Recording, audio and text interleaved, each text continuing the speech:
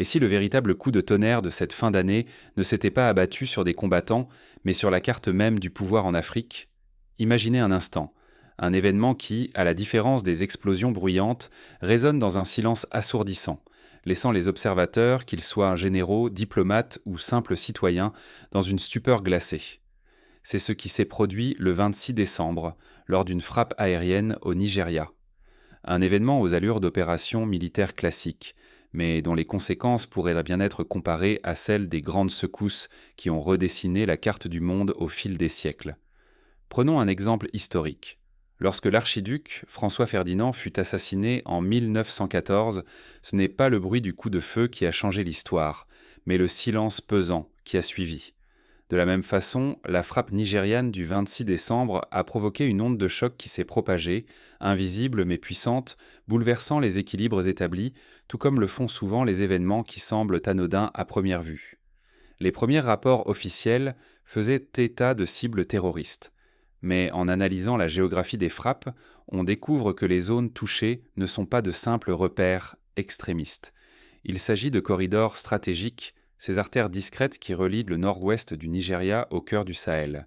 Ces routes, empruntées depuis des générations par commerçants, soldats, nomades et diplomates de l'ombre, sont comparables aux anciennes routes de la soie qui liachaient l'Orient à l'Occident. Elles sont le théâtre d'alliances secrètes, de trafics et de négociations silencieuses qui façonnent le destin de tout un continent. Ainsi, viser ces couloirs ne revient pas seulement à lutter contre le terrorisme. C'est en réalité un message envoyé à la fois aux grandes puissances mondiales et aux rivaux régionaux. D'un côté, Washington, qui vient d'être chassé du Niger, cherche désespérément un nouveau point d'appui. De l'autre, l'Alliance des États du Sahel, l'AES, accélère son projet d'intégration politique et rêve d'une monnaie commune. Et au centre de cette partie d'échecs, le Nigeria, géant démographique et économique, se révèle être l'arbitre incontournable du jeu continental. Pour mieux saisir la portée de cette opération, imaginez une partie d'échecs où, soudainement, le fou quitte l'échiquier et le cavalier change de camp. Les lignes de force ne sont plus les mêmes, chaque couloir, chaque pacte secret, chaque mouvement peut faire pencher la balance. C'est ce qui se joue aujourd'hui en Afrique de l'Ouest. La question qui s'impose alors est la suivante. Assistons-nous à une simple riposte contre l'extrémisme ou à une démonstration géopolitique minutieusement orchestrée? Ignorer cette réalité reviendrait à manquer le déplacement du centre de gravité africain et à s'exposer, partout où l'Afrique de l'Ouest trace son avenir, à des conséquences aussi inattendues que potentiellement irréversibles. Pour comprendre ce qui s'est réellement joué ce jour-là, il faut remonter le fil des événements, décortiquer les forces en présence et décrypter les ambitions des acteurs qui s'affrontent dans l'ombre. Ce cheminement commence bien avant la frappe elle-même.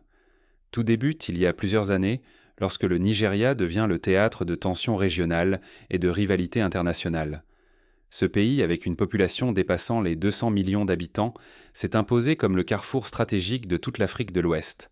Son économie, la plus puissante du continent, attire convoitises et ambition, comme l'Égypte antique attirait les peuples voisins par la fertilité de son Nil. Quand une superpuissance perd pied, elle ne disparaît jamais vraiment. Elle se réinvente, change d'arène et déplace le centre de gravité des conflits. Cela rappelle la transition du pouvoir entre l'Empire romain d'Occident et celui d'Orient, lorsque Rome céda la place à Constantinople. De même, les États-Unis ont forcé de quitter la base d'Agadez au Niger, pilier de leur présence militaire depuis plus de 10 ans, n'ont pas disparu du paysage sahélien. Au contraire, ils ont rapidement repositionné leurs forces vers le golfe de Guinée, utilisant drones, navires de guerre et avions comme de nouveaux avant-postes. Cette stratégie, opérée loin des regards et des débats nationaux, leur permet de rester dans la partie, prêts à intervenir au moindre signe de faiblesse des acteurs locaux. En parallèle, l'Alliance des États du Sahel, réunissant le Burkina Faso, le Mali et le Niger, s'est constituée comme une réponse directe à la domination occidentale. Leur ambition est si claire, briser la dépendance, accélérer l'intégration politique, militaire et monétaire, et imposer une souveraineté régionale. Cette dynamique rappelle la naissance de l'Union européenne après la Seconde Guerre mondiale, quand des pays traumatisés par la guerre ont choisi l'intégration économique et politique comme rempart à la domination extérieure. Dans ce nouvel échiquier, le Nigeria émerge comme la pièce centrale. Premier pays du continent par sa population, premier par son économie, il devient l'enjeu d'une rivalité féroce. Chaque décision prise à Abuja résonne jusqu'à Dakar, Bamako ou Paris. C'est un peu comme si, au cœur de la guerre froide, l'Allemagne de l'Ouest s'était retrouvée l'arbitre des relations entre l'Est et l'Ouest, chaque choix pouvant changer le visage de l'Europe. La frappe du 26 décembre prend alors une signification nouvelle. Il ne s'agit pas d'une simple opération antiterroriste, mais d'une manœuvre visant à contrôler les axes vitaux du commerce, de l'influence et des flux clandestins. Derrière l'apparence d'une intervention sécuritaire, le message est limpide. La confrontation a changé de visage et les enjeux touchent à la souveraineté même du continent. Pour Abuja, cette reconfiguration est un pari risqué. Chaque alliance, chaque partenariat engage non seulement son autonomie et sa stabilité intérieure, mais aussi l'avenir économique du pays. Un faux pas pourrait coûter bien plus qu'une simple influence. Il mettrait en péril la paix, la cohésion sociale et la destinée de toute une génération. L'histoire regorge de tels exemples. Le Vietnam au cœur de la rivalité entre Washington et Moscou, ou encore la Pologne, tiraillée entre empires russes et allemands, ont payé au prix fort leur position géostratégique. Sous la surface, des tensions nouvelles apparaissent déjà. Les anciennes alliances vacillent, laissant place à des affrontements plus subtils. Le point de bascule de l'Afrique de l'Ouest vient de changer de latitude, et le compte à rebours a bel et bien commencé. Dans ce climat d'incertitude, chaque mouvement militaire ou diplomatique prend un poids inédit. Le Nigeria, désormais sous les projecteurs, doit choisir entre la continuité et la rupture. Ce n'est plus une simple guerre contre le terrorisme, c'est la bataille pour l'âme de la souveraineté en Afrique de l'Ouest. Depuis la frappe du 26 décembre, une certitude s'est imposée. Le Nigeria n'est plus un simple terrain d'expérimentation. Il était devenu la pièce maîtresse d'un jeu où chaque camp tente d'imposer sa vision de la région. Pour l'Alliance des États du Sahel, ce moment fait figure de laboratoire. Washington, de son côté, doit prouver que sa puissance ne dépend plus de bases fixes, mais d'accords politiques avec le Nigeria. La force ne se mesure plus à la présence au sol, mais à la capacité d'obtenir le consentement d'un partenaire clé et à la maîtrise des corridors stratégiques. Ce pacte n'est pas sans conséquences. À l'approche des élections de 2027, la frappe devient une carte politique pour Abuja.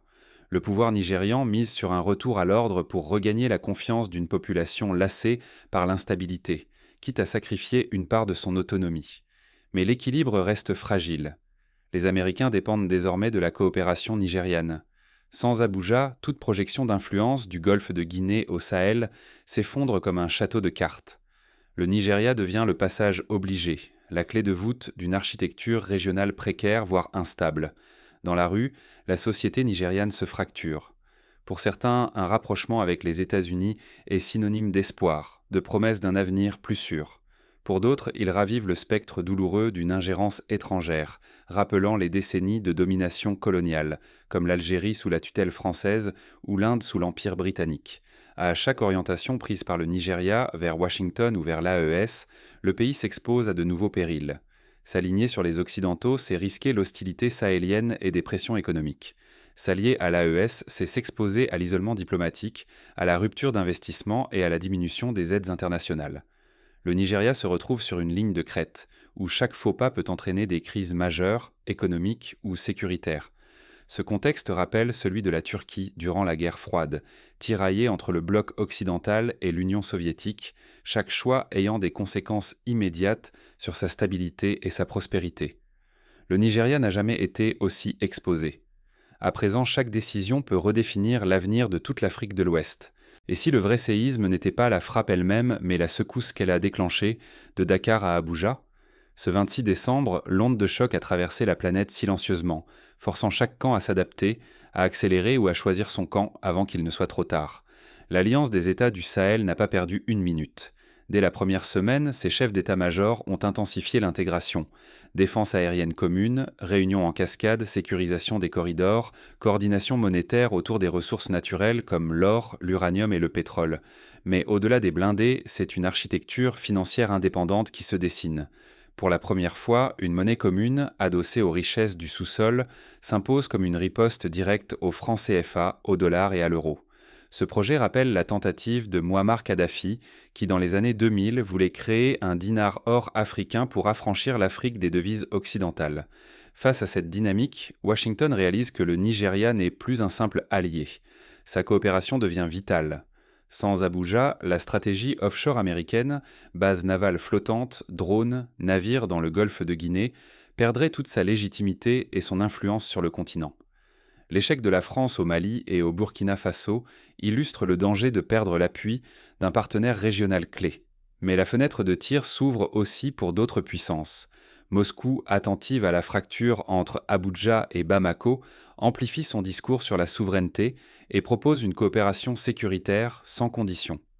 La Russie, déjà présente via Wagner au Mali, cherche à élargir son influence. Pékin, plus feutré, avance ses pions. Crédits inédits, investissements dans les infrastructures, promesses de solutions monétaires alternatives. La Chine, forte de son expérience avec les nouvelles routes de la soie, offre aux États d'Afrique de l'Ouest de nouveaux leviers pour négocier ou résister aux pressions extérieures. L'Union européenne, autrefois pilier de la sécurité régionale, se fissure. Entre Paris, Berlin et Bruxelles, les intérêts divergent. Certains prônent la fermeté contre l'AES, d'autres préfèrent la négociation ou un retrait prudent. Résultat, la voie européenne s'étiole, laissant la place à d'autres acteurs. Les États du Golfe, en embuscade, investissent dans le pétrole et l'or, tout en évitant les confrontations directes. Le nœud central, c'est la monnaie commune de l'AES. Sans accès sécurisé au port du golfe de Guinée, sans stabilité sur les corridors côtiers, ce projet pourrait s'effondrer avant même d'avoir vu le jour. Un échec mettrait un coup d'arrêt à la crédibilité de la région, la condamnant à rester sous tutelle étrangère. À l'inverse, une réussite ouvrirait, pour la première fois, la voie à une souveraineté collective, à l'image de l'euro qui, après des années de tâtonnement, a fini par s'imposer en Europe. Désormais, le contrôle de ces corridors, la solidité des alliances et la position du Nigeria déterminent le sort de toute l'Afrique de l'Ouest. Sécuriser ses ressources, bâtir une monnaie indépendante, écrire un nouveau chapitre, le compte à rebours continue inexorablement. Mais si chaque mouvement compte, une question obsède toutes les chancelleries: jusqu'où le Nigeria osera-t-il aller et à quel prix? Une erreur de calcul pourrait bouleverser l'équilibre de toute la région, comme le fit la crise de Suez en 1956, lorsqu'un conflit local eut des répercussions mondiales. Dans cette nouvelle ère, l'adaptation primera sur la puissance brute. L'Afrique de l'Ouest ne pourra survivre ni s'affirmer qu'en faisant preuve d'une agilité sans précédent. Pensez à l'exemple du Vietnam qui a su, après des décennies de guerre, tirer parti des rivalités entre grandes puissances pour bâtir une économie dynamique sans renoncer à son indépendance. Pour le Nigeria, la tentation de s'aligner sur une seule puissance ou de devenir arbitre entre des blocs rivaux paraîtra séduisante. Pourtant, la véritable force viendra de la diversification des alliances, du maintien d'une marge de manœuvre et de l'unité interne. Cette stratégie permettra au Nigeria de peser dans les négociations tout en réduisant le risque de devenir l'otage d'intérêts extérieurs. Singapour, dans les années 60 et 70, a réussi un tel pari en nouant des alliances multiples tout en gardant le contrôle de ses choix économiques et politiques. L'AES, de son côté, ne peut plus se contenter de déclarations de souveraineté. Pour exister concrètement, il faudra investir massivement dans l'intégration des infrastructures, routes, énergie, corridors logistiques. La coordination de la défense doit passer du discours à l'action, et la future monnaie commune gagner sa légitimité par des mesures concrètes et une gestion transparente. L'histoire de l'Union européenne montre que les succès économiques durables s'appuient sur des fondations solides, non sur des symboles. Pour les citoyens, la vigilance devient cruciale. Les grandes manœuvres géopolitiques s'accompagnent souvent de récits fabriqués et de promesses de sécurité immédiate. Il est essentiel d'exiger la transparence sur les accords signés au nom de la sécurité, de réclamer des stratégies qui servent l'intérêt collectif sur le long terme et de refuser que l'avenir de millions de personnes soit échangé contre des avantages éphémères. Les mouvements citoyens au Sénégal ou au Burkina Faso l'ont prouvé. La société civile peut peser sur le cours de l'histoire. Pour les partenaires régionaux et internationaux, une leçon s'impose. Le nouveau champ de bataille est hybride. Il mêle économie, technologie, contrôle de l'information. Plus aucune puissance n'exerce de contrôle total sur l'échiquier ouest-africain. Ce sont désormais la capacité d'adaptation, la souplesse des alliances et la maîtrise du récit qui dicteront l'équilibre des forces. La guerre du cyberespace, les campagnes de désinformation, les batailles économiques sont devenues aussi déterminantes que les affrontements armés. La période qui s'ouvre sera marquée par des provocations, des épreuves de loyauté et des tentatives de déstabilisation. Mais elle offre aussi, pour la première fois depuis plusieurs décennies, l'opportunité de repenser l'autonomie régionale, de tester de nouveaux modèles de coopération et de bâtir une résilience politique et économique. L'exemple du Rwanda, qui a su rebondir après le génocide grâce à l'unité nationale et à un développement ciblé, montre qu'une région peut se réinventer en misant sur ses propres forces. Refuser de s'adapter, c'est accepter la marginalisation et la perte de contrôle sur son propre avenir. Le prix à payer serait immense, souveraineté diluée, dépendance accrue et générations sacrifiées aux intérêts d'autrui.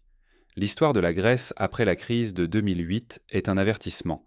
L'absence de préparation et d'autonomie a conduit à une décennie de souffrances économiques et sociales.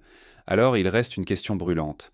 La frappe du 26 décembre ouvre-t-elle véritablement une ère nouvelle ou n'était-ce qu'un avertissement avant le choc décisif? Les réponses à cette question façonneront le destin de la région. Car le vrai test commence maintenant et chacun devra choisir son rôle dans la partie qui s'annonce. L'Afrique de l'Ouest est à la croisée des chemins. Chaque décision prise aujourd'hui pèsera sur toute une génération, bien au-delà des frontières visibles. Ce 26 décembre a marqué un tournant. Ce n'était pas un simple incident sécuritaire, mais un révélateur. Le centre de gravité géopolitique de la région s'est déplacé vers le Nigeria. Désormais, l'avenir de l'Afrique de l'Ouest s'écrit sous la pression combinée de l'Occident, des ambitions souverainistes de l'AES et des tensions internes nigérianes. Face à ce carrefour, l'enjeu est immense. Rester spectateur, c'est accepter que d'autres décident à votre place. Le passé l'a prouvé. Chaque crise ignorée façonne la vie quotidienne et la carte politique pour des décennies entières. Regardez la Yougoslavie. L'inaction et l'aveuglement ont abouti à des années de guerre et de fragmentation. Le choix ne concerne pas seulement les élites ou les gouvernants. Il engage chaque citoyen, chaque famille, chaque jeune dont l'avenir se joue dans les couloirs du pouvoir, les alliances discrètes et les équilibres fragiles. Sont en jeu la stabilité économique, l'indépendance politique et la capacité de la région à écrire sa propre histoire. Les luttes d'indépendance du Ghana ou de l'Algérie ont montré que la mobilisation collective peut changer le destin d'un peuple. Fermer les yeux sur les enjeux d'aujourd'hui, c'est renoncer à votre pouvoir. S'informer, c'est refuser que d'autres dictent les règles. Les décisions actuelles fixeront le cadre pour les 20 prochaines années. À vous de choisir qui tiendra la plume. Alors, engagez-vous, prenez position. Le destin de la région dépend de l'implication de chacun. Dites dans les commentaires où penche votre choix. Restez vigilants. Une nouvelle alliance peut tout bouleverser, à n'importe quel moment. Comme l'histoire le démontre, il suffit parfois d'un seul événement pour changer le cours du monde.